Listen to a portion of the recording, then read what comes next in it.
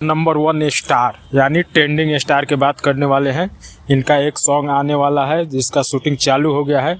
Bhojpuri and Haryanvi and Hindi तीनों remix करके आएगा, जिसका शूटिंग चालू हो गया है। तो आइए इसी पे बात करते हैं। नमस्कार, आप देख रहे हैं आरआरपी साथी। आरआरपी साथी पर पहला बार आए हैं तो चैनल को सब्सक्राइब कर लीजिए और सब्सक्राइब करके एक लाइक कर दीजिएगा और कमेंट में अपना राय जरूर दीजिएगा।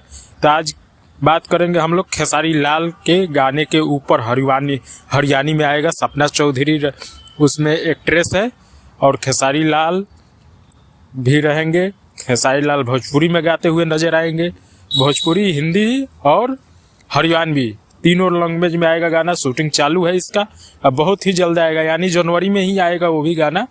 होली के गाना के आने से पहले पहले आ जाएगा। तो आप लोग तैयार रहिए। और लुक बहुत बेहतरीन है खेसारी लाल यादव जी का, आप लोग देख सकते हैं। वीडियो भी चल रहा है। ये हमारे को आया न्यूज, ये ले भाई बना ले न्यूज़, तो हम भी सोचे कि अपने भाइयों के पास पहुंचा दे ये वीडियो। तो आप लोग देख सकते हैं कितना बेहतरीन लुक में लग रहे हैं।